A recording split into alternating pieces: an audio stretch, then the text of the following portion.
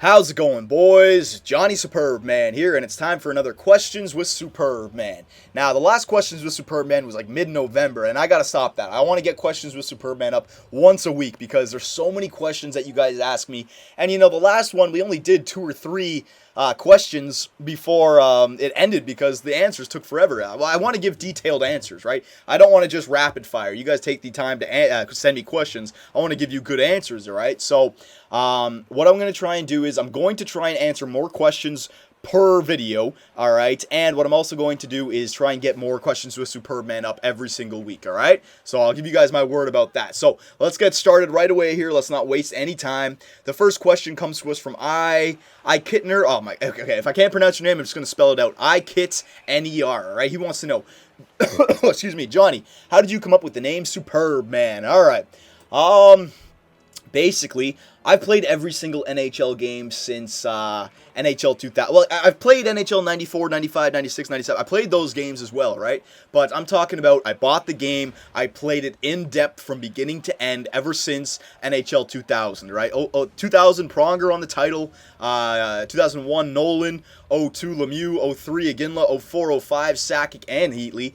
05, Naslund. 06, LeCavalier. 07, Ovechkin. 08, Stahl. 09, Phaneuf, 10, Kane, 11, Taves, 12, Stamkos, and 13, Giroux. All right, that's just going off of memory. I don't have a list on front of me right now, all right? So, yeah, I've played every single NHL game in depth, but it wasn't until NHL 09 when I really started to like the online gameplay, all right? Yes, the earlier NHL games had online versus, but I don't like online versus now, and I didn't like it back then. I don't like playing with computer AI opponents, all right? I just don't like it. I grew out of that. But NHL 09, they introduced the online Be A Pro, and I freaking loved it. The EASHL online Be A Pro was my thing, all right? I loved it. I played defense from there, and I had different names like I had Johnny Cannon because I had a cannon of a shot, right, taking point shots. I thought that was funny.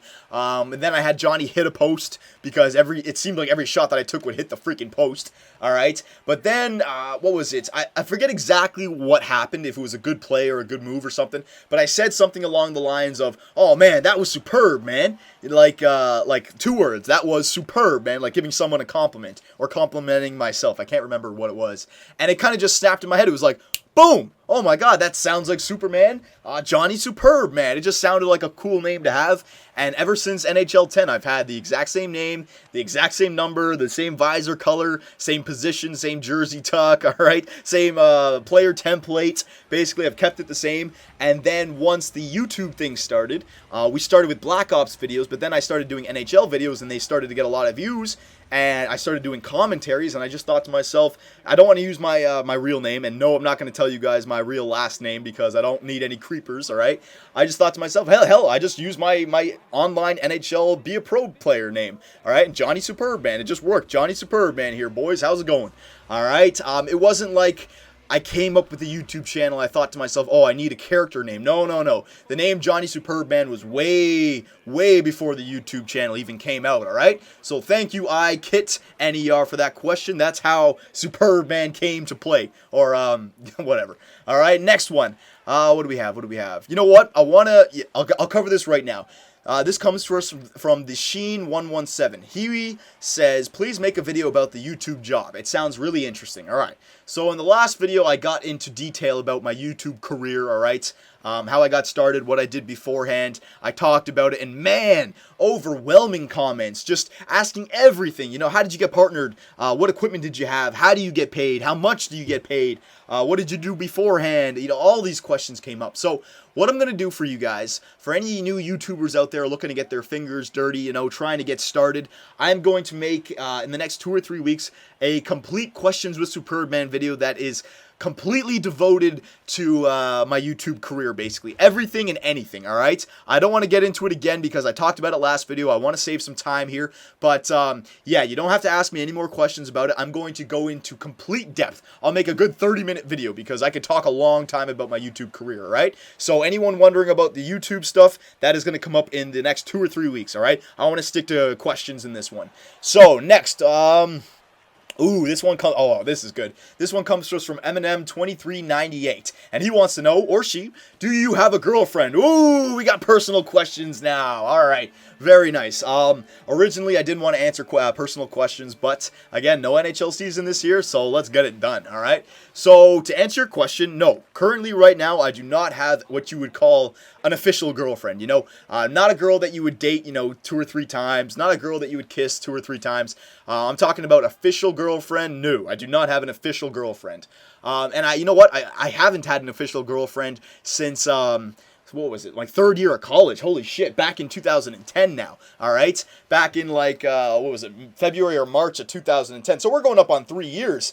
Ever since that time, you've had, oh man, I'm not proud of it, but ex-girlfriends, old, not old, but friends that were girls in high school that, you didn't see for a while, but then you met up at a party again, you start talking, things happen, that kind of thing, your one-off bar nights, that kind of thing. That's what it's been since 2010, basically. But official girlfriend, no. And you know what? I wouldn't have it any other way because, there's a lot of positives from having a girlfriend, but there's also a lot of negatives, especially for me. There's the negatives way outweigh the positives for me having a girlfriend, all right? Let me ask you guys a question. I don't want to get too much into detail about this, but I feel like I should explain myself. Let me ask you guys a question. For anyone who works beside a girl, works in a situation where you can talk to a girl, or if anyone's in school and sits beside a girl, and if that girl has a boyfriend, and have you guys ever heard her say, "Oh, I hate my boyfriend. He's an asshole. He doesn't want to do anything. Blah blah blah blah blah blah blah." But for some reason, she's still with him, right? Yeah, that's always good. That's me. I'm that asshole. I'm that guy, right? Because I'm not the kind of guy who will just take shit and be nice, I'm not the kind of guy who thinks, oh, if I give her everything she wants, I'm just nice, then she'll like me. No, I could care less. To me, we're on an even keel, and if you disrespect me, well, I sure as hell ain't giving you any respect back, and that translates into me being an asshole, especially if you hear it from a girl, all right?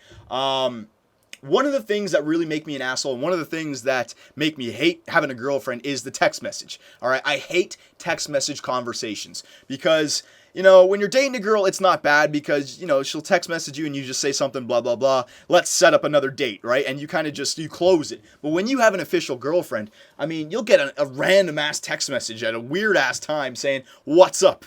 And it's just like, and one of two things has to happen. Either you have to answer, and you're going to be dragged into like a 30-minute conversation for text message conversation, which is worse than a conversation, all right? I like having a face-to-face conversation. Text message, you know what? Hang on. I'm getting way into this. Let me just explain what's wrong with the text message. I'll give you guys an example, all right? You guys send me a text message, all right? You guys straight up send me a text message, and you say in that text message, "How are you doing?" And I just send one word back. I say, "Okay." What do you guys think? What are you guys thinking when I say okay? Are you thinking to yourselves, "Oh man, he doesn't want to talk right now. He's saying okay, like okay, stop asking me questions," all right? All these different things are running through your mind. What did he mean by that? How did he say it? What was his tone? Whereas if you ask me that exact same question face to face, "How are you doing today?" and I say, "Okay." Well, you got the tone, you got how I talked, you got my body expression, you know the full story, and that's what I hate about friggin' text messages. You get in trouble with text messages because she sends you back stupid things. What did you mean by that? Or just one-word answers, and it's just, oh my god, it pisses me off, all right? So either I can answer the text message and get dragged into a long-ass conversation, and we say things that are going to get us in trouble, all right, especially me, or I can ignore the text, and then I get bombarded by texts for the rest of the night saying, "Where are you? Why aren't you answering me?" And then I finally answer back, and it's like, "Oh, why didn't you answer my text back?" And I say something like, "I'll answer the text when I want to answer the text," or "I'll answer it when I'm free." And and she gets back into, well, it only takes 2 seconds to answer a text, and that's how I become an asshole, because I say what's on my mind, basically. Again, I don't want, okay, I'm talking way too much about this. I'm not going to go into depth about it, but that's my thought on it, having a girlfriend. Right now, just the negatives way outweigh the positives. There are some good positives, like I stay in shape, and I'm sure you guys can think of the other positives positives, but for the negatives, I wouldn't be putting as much time into my YouTube channel. I'd be going insane. All right, I'd be spending more money. No. Right now in my life, I do not have a girlfriend, and I would not have it any other way. Maybe in my 30s. All right, maybe in my 30s. All right, so there you go. That one took a little bit of a while, but we can keep going here. I'll try to rapid fire some of these questions. A perfect media. What teams do you think will be affected by the lockout? I think a lot of teams will be affected by the lockout, but to me is the Vancouver Canucks. The Vancouver Canucks, in my opinion, the best team in the NHL. You can say the LA Kings, fine. The LA Kings won 4 best-of-7 series. The Vancouver Canucks have won 2 back-to-back 82-game seasons. 2 back-to-back President's Trophy winning seasons, all right? And when the LA Kings beat the Vancouver Canucks, well, they didn't have Sedin. And when one Sedin's not there, the other Sedin's not at 100%. So they arguably didn't have their 2 best players at 100% in that series. I'm not saying Vancouver would have beat them with Sedin. I'm just saying, all right? Now with this lockout, your 2 best players, the Sedins, are what, going to be like 34 next year? I mean, you can still get it done at 34, but when's the year? When's it going to happen that one of these guys get an injury that they can't recover from? When's it going to happen that they drop down to 60, 50 points, all right? It's getting closer. You can see the light at the end of the Vancouver tunnel, I guess you could say. So I still think they're going to be a good team, but I think that they don't repeat the President's Trophy because of this lockout. They might have been able to do it this year, but next year, no. That's not going to happen, all right? So thank you, A Perfect Media. Next, Johnny, what do you think? This comes to us from BizNatch123. Johnny, what do you think about the Oilers? Hall, Eberle, the Nuge, Schultz. Do you think this team will stay together, or do you think someone gets moved for a real NHLer in their prime if they just sit the bed, or if they just shit the bed? All right. No, I think Edmonton has put way too much time and way too many shitty seasons to be trading these guys away. They got their sights on the next Edmonton dynasty. Grow these guys. They may be shit right now, well, not shit, but they may not be winning games right now. But you play Eberle, you play Hall, you play the Nuge, you play Yakupov, you play Schultz all together, and they create a thing called chemistry, which you can't just teach chemistry. It takes time played together and experience, all right? And once those guys get chemistry, that's all they're lacking. Once those guys get chemistry, you're going to see like Eberle a 40-goal scorer, a Hall 40-goal scorer, and the Nuge like 70 assists. All right, you're going to start seeing seasons like that. So, no, I don't think you trade any one of those guys until maybe 5 or 6 years. All right, you're going to see those guys on that team for another 3-4 years, no doubt. All right. All right, you know what? We don't have a lot of time here, so I will answer one more question. I had another 2 after this, but we'll save them for the next one. The footage that I have is not that long, so this comes to us from C.A. Robinson 22. Hey, John, are you a Blue Jays fan? And if so, what do you think about the moves the Blue Jays made? All right, you know what? I'm a bandwagon Blue Jays, Argonauts, and no, I'm not even an Argos fan. The Argos won the Grey Cup. Honestly, I could care less. I didn't watch the game. I didn't celebrate. Nothing against the CFL. I like the NFL more than the CFL, all right? I'm sorry, I'm Canadian. I know I'm probably sacrilege right now, but that's just what it is. I'm giving you my opinion, all right? But when it comes to the Blue Jays and the Raptors, I could get behind them, but I'm a bandwagon fan. It's been way too long since they've been competitive, all right? Way too long.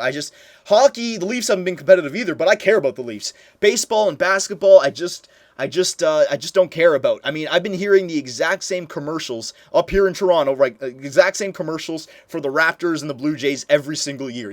It's a new year, new fresh blood. It's a new season. Anything can happen. Then what happens? All right, the Blue Jays are still in the same division as the Yankees, Red Sox. All right, one of the toughest divisions in baseball. You're never going to beat them. Only 6 teams making it into the playoffs, or 4 teams, or whatever it is. All right, it's ridiculous for a 160 game season. Only like 6. I think it's 6 teams. Only 6 teams make it into the playoffs. It's absolutely ridiculous. And the Raptors, I mean, no good basketball player wants to play in Canada, all right? I mean, it's just what it is. Basketball is primarily an American sport. All the best players come from America. All right, I'm sure there's some good Canadians out there, but like LeBron James, Kobe Bryant, I mean, I could name... I don't even know that much about basketball, right? But all the best players come from America. What American-born basketball player is going to want to come up to Toronto and play? All right, it's just as simple as that. So, I'm a bandwagon fan. Unless these guys make the playoffs and give me something to cheer about, I'm not giving them my attention, because all I've heard for like the longest time now is we're gonna do it. We're gonna do it. I like the Blue Jays back when Vernon Wells, Delgado, Roy Halladay, Orlando Hudson were on the team. All right, and we were supposed to be good back then. J.P. Ricciardi, 5-year rebuild. My ass. 2012, we're still nowhere. All right, so that's my opinion about the Blue Jays. The trade, I hear was a big trade, but I don't get my hopes up. We'll see what happens when the season comes around. I guarantee you, Raptors, Blue Jays, still not in the playoffs. You can count on it. You heard it here first, all right? So there you go, boys. Yeah, we're going to end it right there. So I'm going to do my best to get more questions with Superbman up every single week. Ask me any kind of questions that you want, and the YouTube video is going to be coming up as well in the next 2 to 3 weeks. In depth, 30 minutes about everything and anything. All right, boys? So we'll see you next time.